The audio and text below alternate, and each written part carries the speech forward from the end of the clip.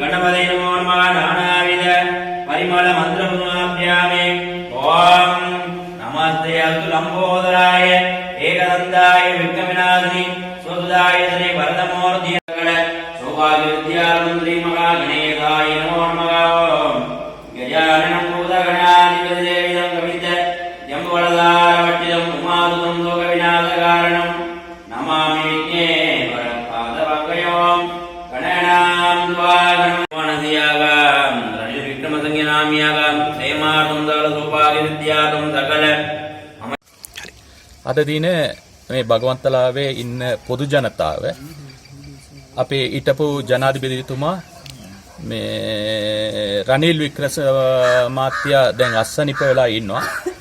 එතුමාට දැන් කෝවිලවිලා උත්සව පූජා කරලා එයා ඉක්මනට අස්සනිපේ මේ වෙලා සනිප වෙලා ගෙදරට යන්න ඕන එකමට ඔක්කොම එකමුදුව. මේක පක්ෂයක් නෙවෙයි. පක්ෂේ නැතුව පක්ෂ ભેදම නැතුව එවිලා තියෙන්නේ. කාරණේ මේ කලින් ආණ්ඩුව මේ 2022 ආපු ළඟව තියෙන ලොකුම ප්‍රශ්නේදී මුණ දීලා මේ රට ප්‍රශ්නේ පෙට්‍රෝල් ඩීසල් කෑම ප්‍රශ්නේ ඔක්කොටම තීන්දුව දුන්න මේ ලීඩර් කෙනෙක්ට මේ අස්සනිප වෙලා තියෙන ඒකට මේක පූජාව කරලා එයා ඉක්මනට සනිප වෙන්න ඕනේ ඉක්මනට සනිප වෙලා ගෙදරට එන්න ඕන ගමන තමයි මේ පූජාව කරලා තියෙන්නේ. மக்கள் வந்து எல்லாம் வந்து இன்னைக்கு கோயில் தர்மாகட்டில் வந்து கோயில் அவ்வளோ பேர் இந்த தோட்டத்தை சேர்ந்தவங்க எல்லாம் வந்து அதாவது கௌரவ முன்னாள் ஜனாதிபதி ரணில் விக்ரமசிங்க வந்து இன்னைக்கு ஐசியூவில் இருக்கிறாரு. அவர் சுகையினம் என்னன்னா இந்த நாட்டில் வந்து பொருளாதார சிக்கல் காரணத்தினால இந்த நாட்டுக்கு நன்மைகளை செஞ்ச ஒரு ஜனாதிபதி ஒரு தலைவர் அந்த முறையில் கட்சி சார்பற்ற முறையில் வந்து இன்னைக்கு வந்து அவர் சுகமாகணும். அவர் ஏன்னா இது வந்து நீதிமன்றத்துக்கும் அதுக்கான எதிர்ப்பான இது இல்லை. அவர் சுகமாகணும். அவர் கூடிய சீக்கிரம் அவர் வீட்டுக்கு வந்து சேரணுங்கிறதுக்கு மக்கள் இது வந்து ஒன்றா அவருக்கு பூஜையை செஞ்சிருக்கோம்.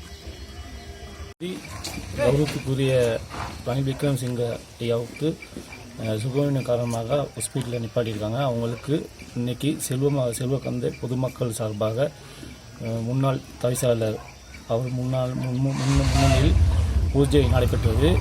அவருக்கு ஏன் நாங்கள் இந்த இதை செய்கிறோம்னா எங்களுக்கு வீடு திட்டம் வந்து காணி உறுதிப்பத்திரம் கொடுத்தாரு. அது இல்லாமல் நிறையா உதவி செஞ்சு கொடுத்துருக்காரு. இன்னொன்று என்னென்னா வீட்டில் இருக்க மக்களுக்கு அசசும் சல்லி கொடுத்துருக்காரு. அந்த உதவிக்காகத்தான் அவர் செஞ்ச உதவிக்காகத்தான் நாங்கள் வந்து இப்படி ஒரு பூஜையை செஞ்சுருக்கோம். அவர் சீக்கிரமாக குணமானிட்டோன்னு வேண்டிக்கிறோம்.